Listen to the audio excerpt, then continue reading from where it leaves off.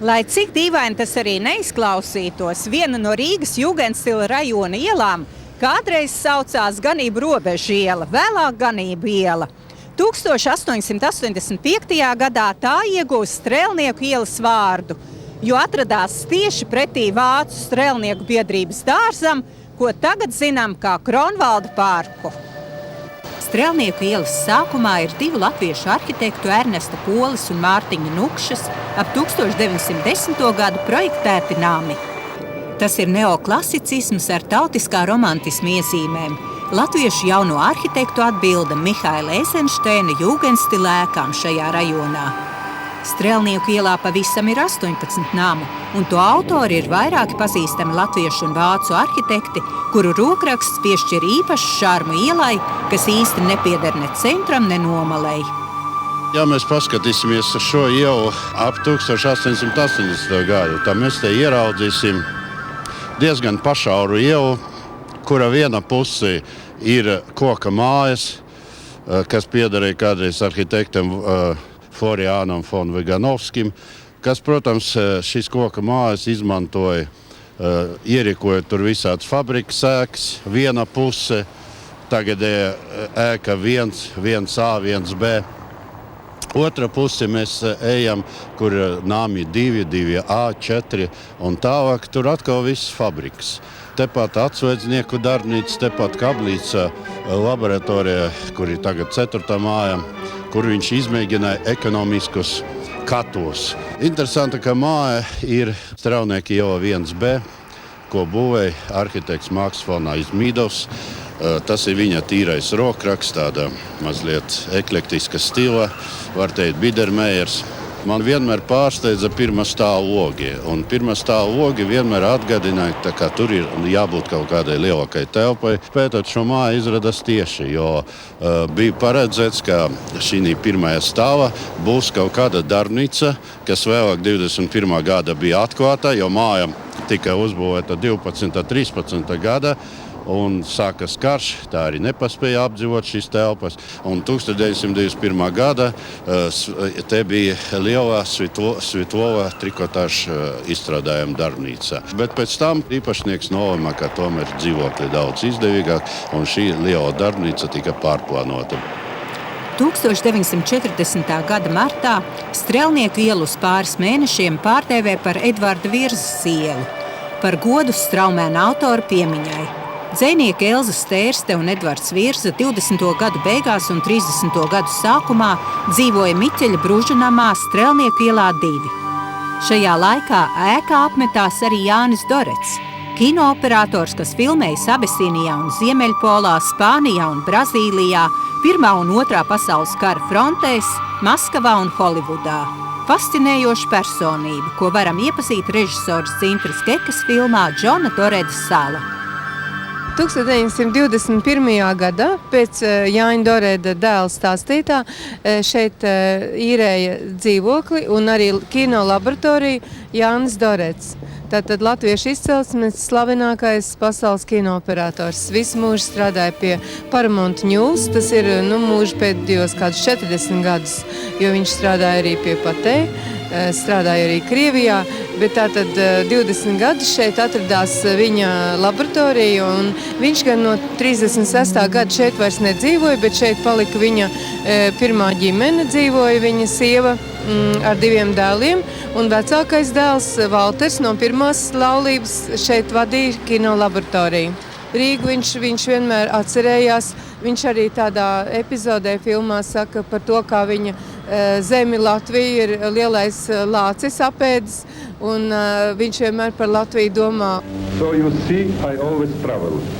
I am a man without a country. My own country, Latvia, has been gobbled up by the big bear. Ar Rīgu saistīta kāda visai dramatiska epizode Jāņa Doreda dzīvē. 1924. gada janvārī no Patē biroja viņš saņem telegrammu. Ļeņins miris, brauc uz Maskavu, filmē Bēres. Toreiz, kad devos pāri Krievijas robežā, lai dabūtu kādus ar viņu vadoņu Ļeņina bērēm, es zināju, ka čekisti mani gaida, lai nošautu. Man bija tāpat baili kā jebkuram citam, taču dabūt tieši reportāžu man šķita svarīgāk. Varbūt tādēļ man izdevās filmu uzņemt, taču krieviem neizdevās man nošaut. Jāņa Doreda Rīgas birojas atradās rajonā, ko ieskauj Elizabetes Strelnieku un Albertu ielas. Tie ir ārkārtīgi grezni, bagātīgi dekorēti nami, kas reiz tik dziļi ietekmēja cita izcila kinomeistara, Rīgā dzimušā režijas ģēnija Sergeja Eizenšteina dzīvi. Viņa tēvs, civilinženieris Mihails Eizenšteins, Rīgā ieradās 1897. gadā. Eizenšteina būvprakse nav plaša. Rīgā kopumā viņš ir uzcēlis 15 ēkas, un viņa klienti bija galvenokārt krievu tautības, bagāti ierēģi. Šeit pat uz Strelnieku un Alberta ielas stūra ir viena no 4 Ļebedinskim projektētajām ēkām. Ļebedinskis bija augsta ranga Krievijas ierēdnis uz stūra. Tur ir tādas kā takšu galviņas. Un ir grūti pateikt, vai šīs takšu galviņas ir saistītas ar heraldiku, vai arī tas ir Ļebedinska personiskais taksis, kas šeit ir parādījies ēkas dekorā.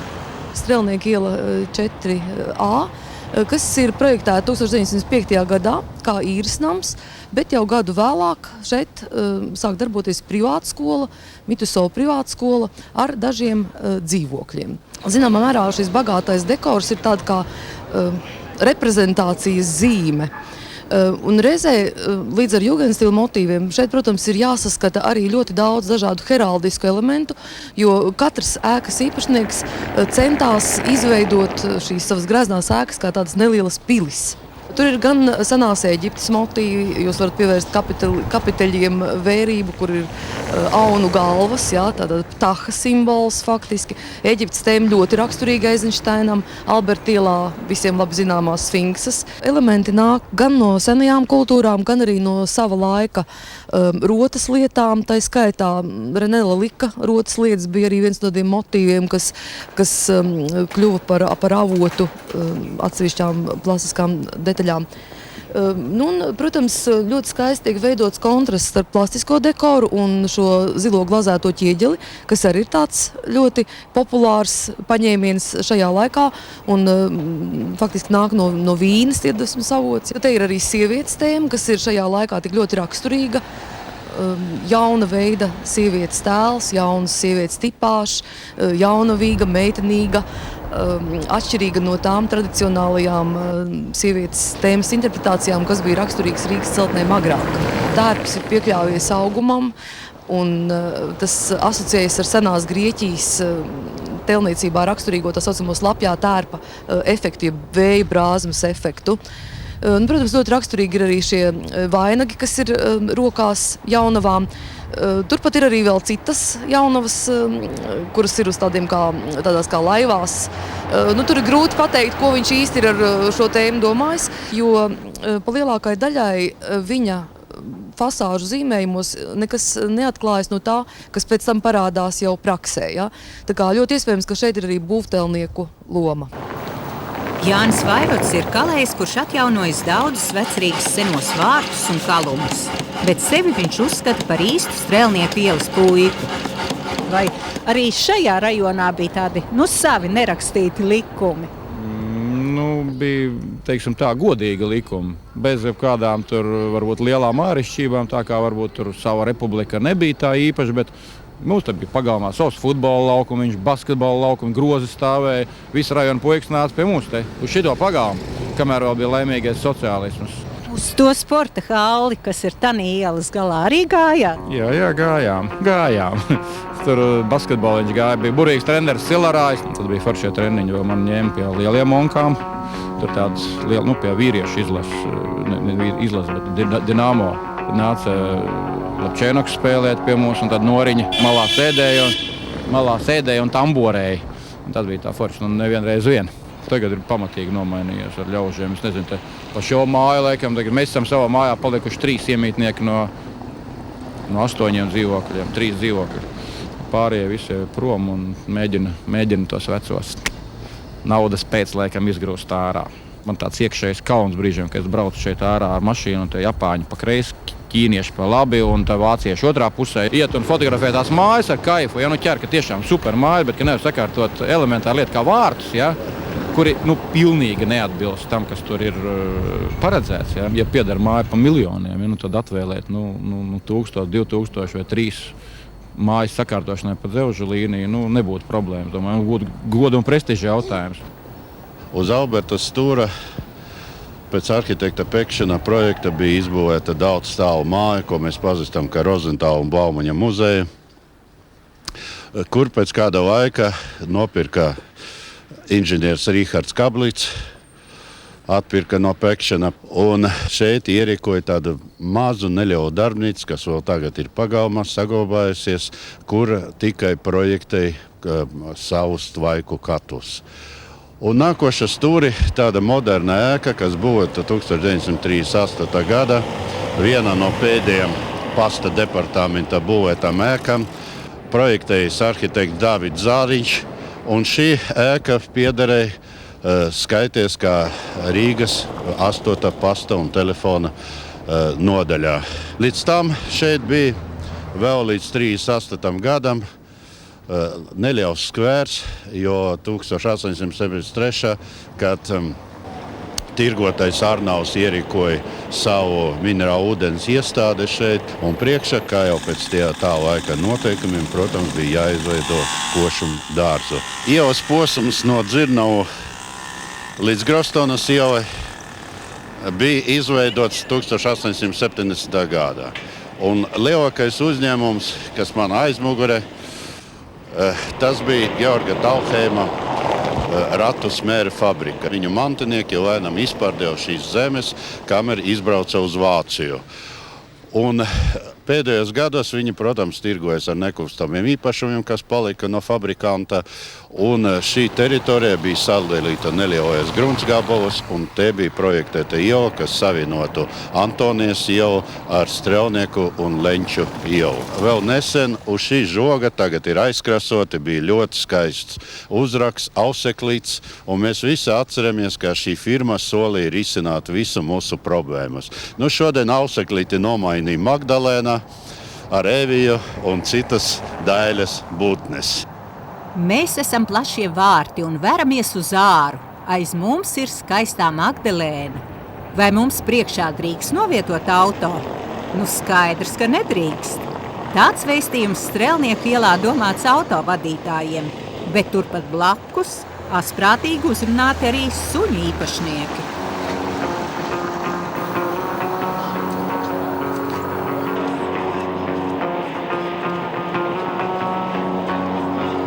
Noteikti Rīgā nav nevienas tādas ielas centrā, kā mūsejā gāja gotiņas.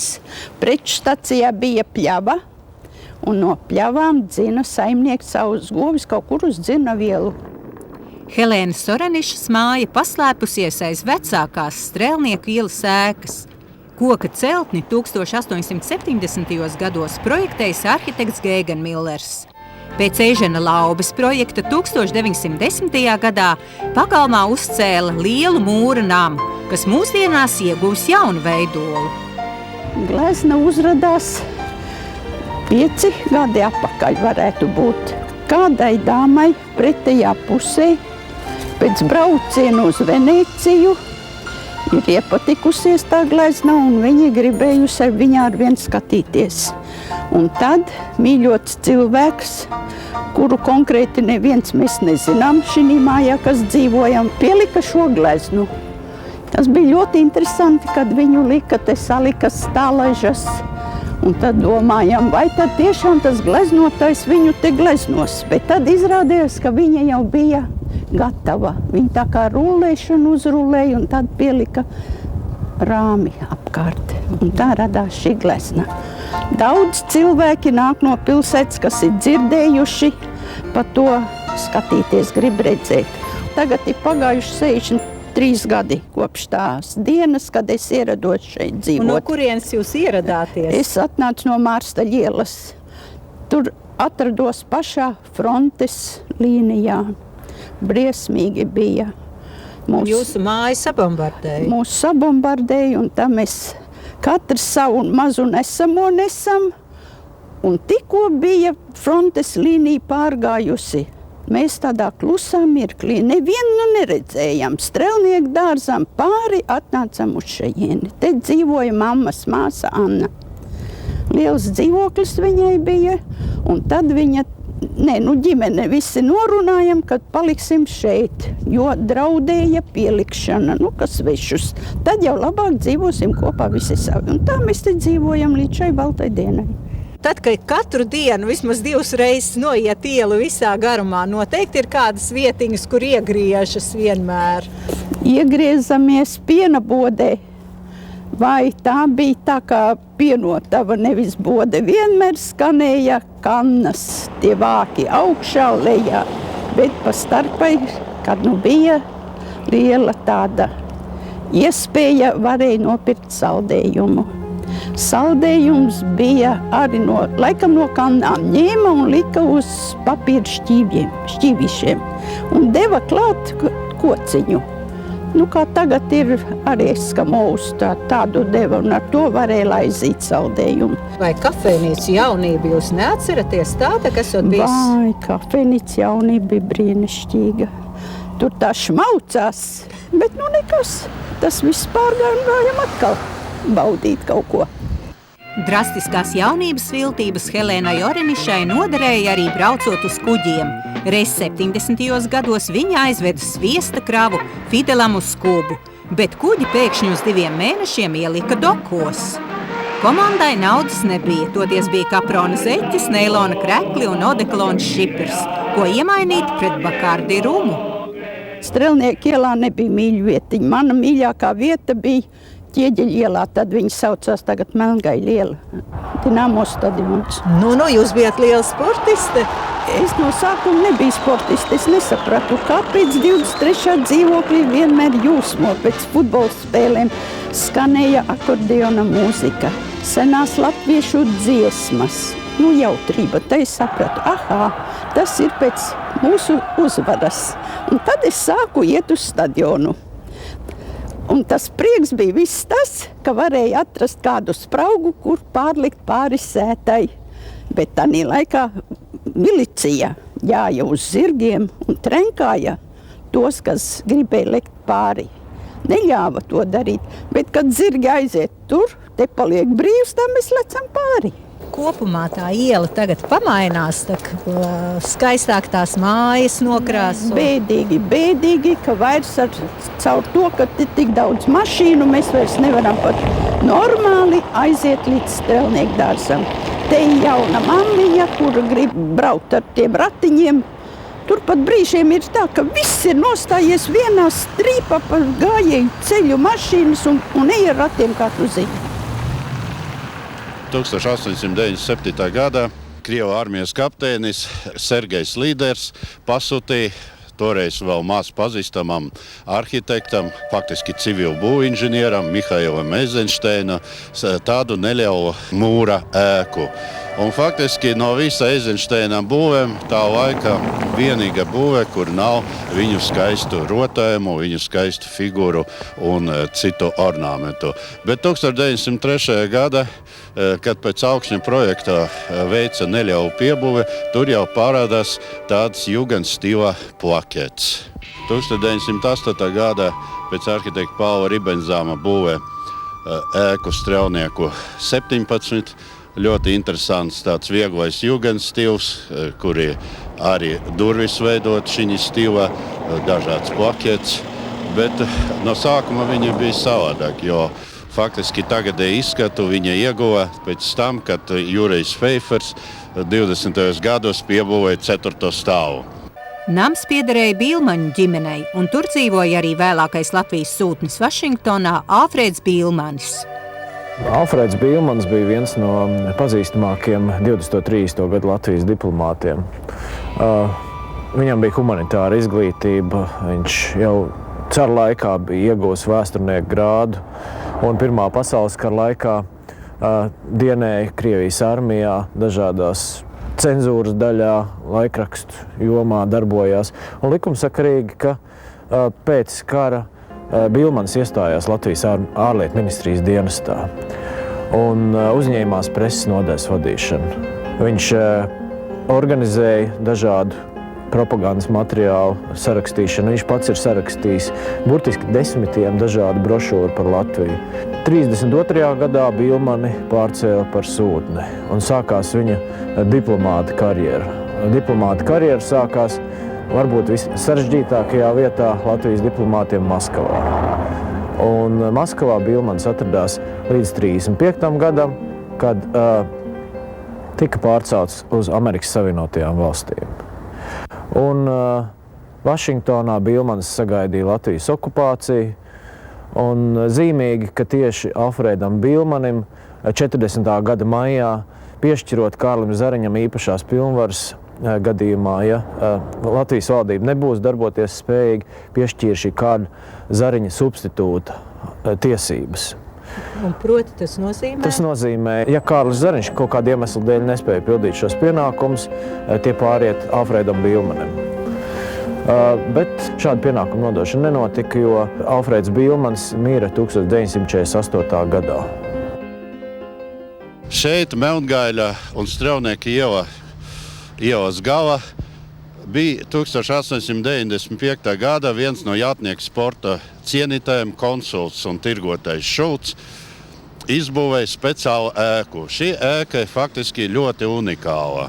Būvēja pēc arhitekta Kārļa Felsko projekta, jo tādas faktiski nav nekur Latvijā otras ēkas. 1896. gada Šulcs davina šo ēku speciāli nodibinātai biedrībai, kas pārzināja šo jātnieku zāli. 35. gadā šeit Rīgas prefektūra izveidoja speciālu jātnieku nodaļu, kur vadīja pulkvedis leitnants Pomers.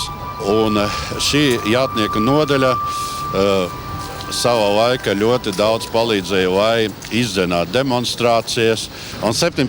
jūnijā 40. gadā daudzi no šiem jātniekiem bija novilkti no demonstrantiem no zirgiem un iemesti kanālā viens otrs. Ļoti skaists nams ir Strelnieka ielā 6, kas ir projektēts 1902. gadā. Projektēts ir Pēkšēnu birojā un iespējams, ka Pēkšēnas projektu ir veidojis kopā ar Vanagu. Un celtne arī pieder tādām bagātīgi dekorētām ēkām Rīgā. Dekors ir ļoti atšķirīgs no tā, kādu mēs redzam Eizenšteina celtnēm. Kaut gan, protams, atsevišķi elementi atkārtojas, kas tolaik ir modē. Čūskas motīvs, šīs kliedzošās galvas un arī, protams, atsevišķi dažādu materiālu pielietojumu, kas vispār raksturīgi jūgenstilam. Tur ir metāls, tur ir arī šis pulētais granīts. Un ļoti interesants ir viens elements ar putnu ligzdā plastiskajā dekorā. Šis elements ir bieži redzams Rīgas ēku dekorā, un tas bija tāds saprotams elements. Putnas ligzdā no vienas puses ir tāds bībelisks sižets, kur, protams, var saskatīt arī šīs paralēles, bet no otras puses tas ikvienam asociējās ar tādām rūpēm par savu ģimeni, par savu ģimenes ligzdiņu. Un līdz ar to šī tēma bieži parādās arī Rīgas ēku dekorā kā tāds atsevišķs motīvs. Mana mīļākā ēka uz Strelnieka ielas ir Strelnieka iela 6, lai arī čūskas ir viena lieta, kas man netik ļoti patīk dzīvē, bet man šķiet tas motīvs ir vienkārši fantastisks, kā viņš tā iekožās palodzēs. Es nedomāju, ka tas nosaukums ļoti piestāv tai ielai, jo viņš ir tāds nedaudz pa lielu, nedaudz pa tādu dramatisku, jo es domāju, ka Strelnieku ielai ir tāds Rīgas nomalas piesitiens, jo šeit ir arī koka ēkas, šeit ir bruģis un ir tāda sajūta, ka kādreiz tie ir kaziņas klidzinājušas apkārt un bērni ar bumbām spēlējušies uz ielas. Līdz ar to, es domāju, šo ielu varētu saukt arī kaut kā romantiskāk. Ļoti bieži, kad pasaka Strelnieka iela, tad cilvēki domā, Strelnieku laukums, tur tas muzejs, tad uz turieni ir jāiet. Un ļoti bieži nonāk cilvēks Vecrīgā un saka, bet kur jūs esat? Es jūs nevaru īsti atrast. Liela nejaušība ir tas, ka mēs esam Strelnieku ielā, un otra lielā nejaušība ir tā, ka mums ir jūgenstila suvenīru salons. Viena no manām kolēģiem strādā uz Alberta ielas un redzēja, cik ļoti daudz turistu šeit staigā. Un tajā pašā laikā šeit nav nekādu piedāvājumu, lai viņi kaut kādas piemiņas lietas, suvenīrus aizvestu līdzi, lai paņemtu līdz daļiņu no Rīgas. Un mēs nodomājām, tad šī ir viena niša, ko mēs varētu piepildīt. Es domāju, šeit varētu attīstīties vairāk tādi mazi tādi intīmi biznesiņi, kas varbūt nav gluži, neviens biznesiņš nav joks, vienalga, cik maziņš viņš ir, bet tādas mazas koķetas vietiņas, gan kafejnīciņas vai tā kā tējnīca Goja, kas šeit ir. Es domāju, tas padarītu tādu vieglāku un gaisīgāku atmosfēru Strēlnieku ielā, un es domāju, tā noteikti ir pelnījuši šādu atmosfēru.